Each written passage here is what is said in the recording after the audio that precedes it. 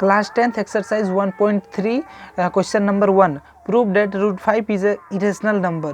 ठीक है, अब तो हमें ये प्रूव करना है कि √5 एक इरेशनल नंबर है। तो कैसे प्रूव करेंगे?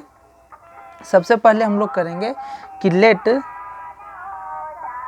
ठीक है, लेट √5 इज रेशनल नंबर।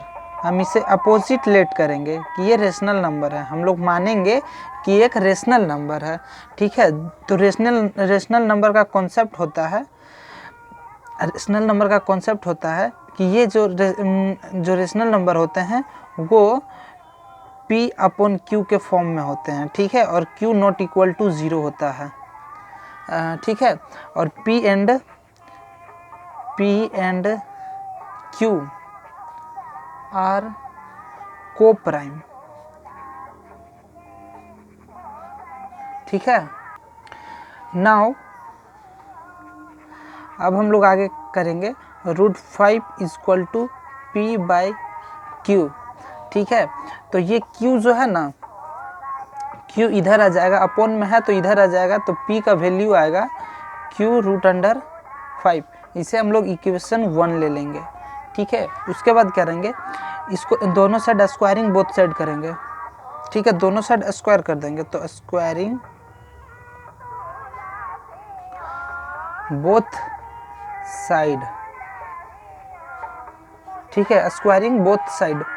तो जब स्क्वायरिंग बोथ साइड करेंगे तो ये P का स्क्वायर हो जाएगा और ये √Q ये पूरा का स्क्वायर हो जाएगा। उसके बाद ये P का स्क्वायर रहेगा, ये Q का स्क्वायर रहेगा और ये 5 हो जाएगा। अब नाउ ये 5 अब इधर आ जाएगा, तो P का square upon 5 equal to Q का स्क्वायर। तो हम यहाँ पे देख रहे हैं, कि Q P का 5 जो है ना डिवाइडेड बाय है P स्क्वायर का। ठीक है, तो यहाँ पे हम लोग लिखेंगे कि क्या P स्क्वायर इज डिवाइडेड, ठीक है, डिवाइडेड बाय 5। तो आप एक कॉन्सेप्ट जानते होंगे कि अगर P स्क्वायर 5 से डिवाइडेड है तो P भी 5 से डिवाइडेड होगा। तो यहाँ पे लिखेंगे कि P इज डिवाइडेड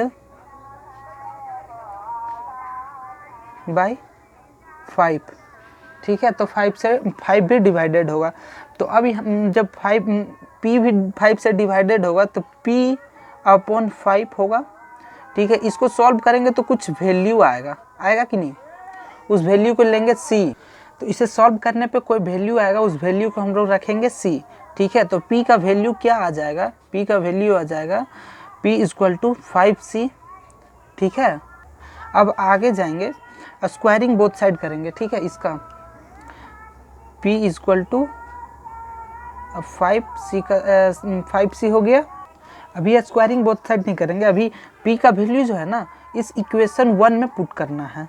ठीक है, तो यहाँ पे लिखेंगे put value of P in equation 1। ठीक है, तो P का वैल्यू इस इक्वेशन 1 में पुट करेंगे तो P इक्वल टू क्या है? Q√5। ठीक है, तो P का वैल्यू क्या है? 5C। तो यहाँ पे लिख देंगे 5C इक्वल टू Q। ठीक है, अब दोनों साइड स्क्वायर करेंगे तो लिखेंगे स्क्वायरिंग बोथ साइड फिर से। ठीक है, squaring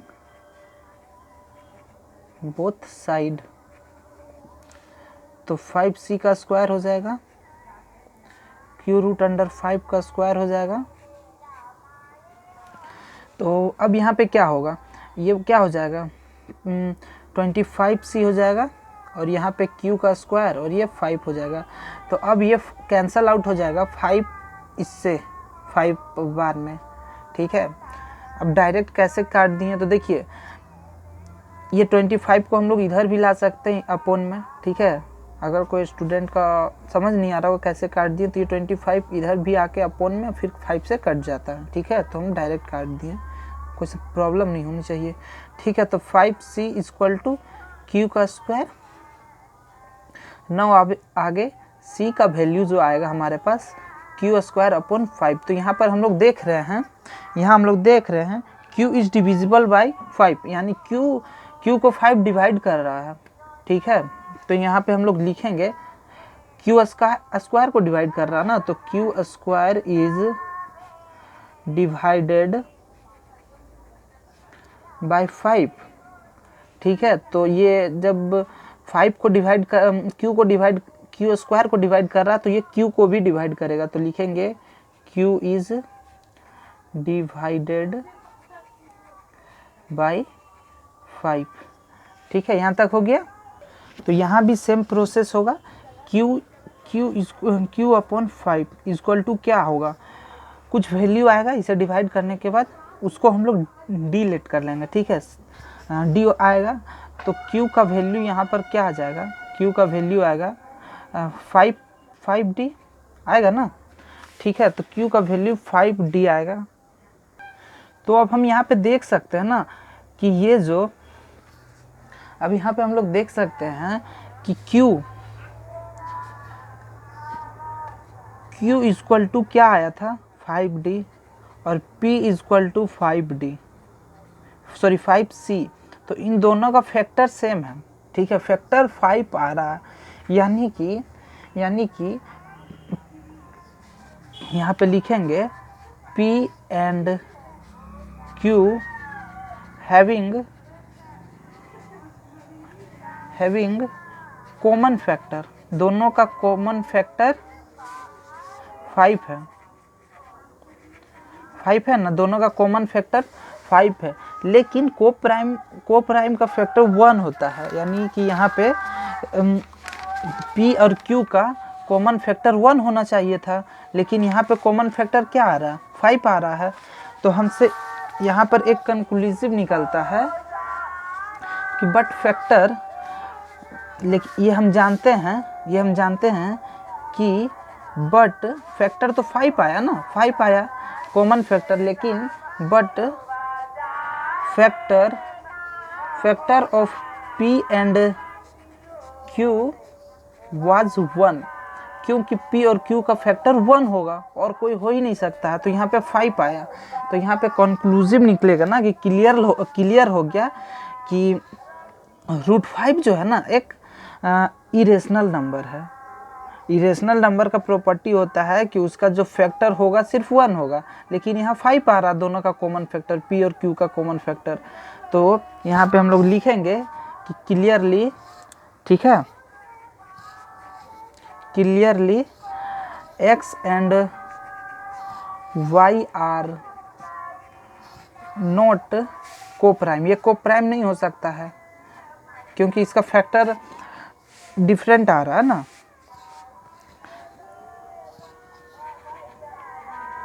p and q coprimes नहीं है।